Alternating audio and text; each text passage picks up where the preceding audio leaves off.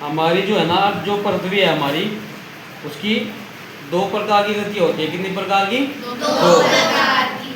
जो पहले वाली होती है उसको बोलते हैं रोटेशन, जब पृथ्वी अपने ही अक्ष पर घूमती है चारों ओर, जैसे ये है।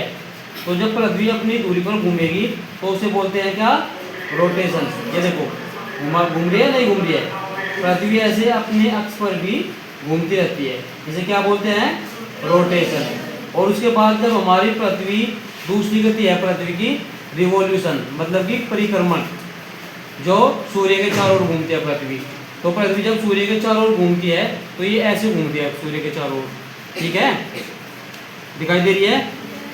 तो ये ऐसे पृथ्वी सूर्य के चारों ओर घूमती है, तो इसे, इस गति को बोलते हैं रिवॉल्यूशन या परिक्रमण। हिंदी में क्या कहते हैं?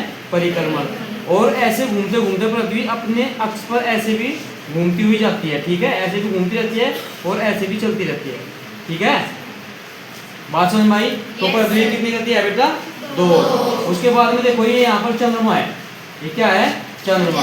चंद्रमा हमारी पृथ्वी का उपग्रह है, ठीक है? तो ये हमारी पृथ्वी के चारों ओर घूमता है ऐसे। ये चंद्रमा जो है पृथ्वी के चारों ओर ऐसे घूमता रहता है, दिखाई दे रहा है? ऐसे चंद्रमा हमारी पृथ्वी के चक्कर लगाता है, इसलिए इसे क्या कहा जाता है? पृथ्वी का उपग्रह। और ये पृथ्वी जो है हमारी, ये ऐसे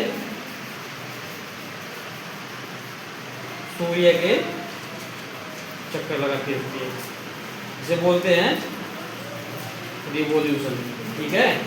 और पृथ्वी जब अपने अक्ष पर ऐसे घूमती रहती है, पृथ्वी की जब ये गति है, ये वाली ऐसे घूमती रहती है, इसको बोलते हैं रोटेशन। पृथ्वी का अपने ही अक्ष पर घूमना रोटेशन कहलाता है। लेकिन जब पृथ्वी सूर्य के चारों ओर घूमती है तो उसे बोलते हैं रिवॉल्यूशन, परिक्रमण, ठीक है? ये दो गतियां है। अब देखो ये पृथ्वी अपनी अक्ष पर घूम रही है, अब घूम रही है, तो जब पृथ्वी अपने अक्ष पर घूमती है तो एक ऐसा एक टाइम आता है, जो इस सब सूरज के सामने है ना, वहाँ पर तो सूरज की रोशनी पड़ती है, ठीक है? तो वहाँ पर हो जाता है दिन। और जो इससे सूरज के पिछली तरफ है वहाँ पर सूरज की रोशनी नहीं जाएगी, तो वहाँ पर हो जाएगा अंधेरा, वहाँ पर होती है रात, ठीक है? तो पृथ्वी का अपने अक्ष पर घूमना ही दिन और रात होने का कारण है, ठीक है? आप ऐसे घूमती घूमती घूमती फिर एक टाइम ऐसा आ जाएगा जब ये हिस्सा सामने आ जाएगा सूरज के, तो यहाँ पर क्या है? दिन निकल जाएगा। फिर ऐसे 24 घंटे बाद, मतलब कि ये तो पता है तुम्हें, एक दिन में कितने घंटे होते हैं?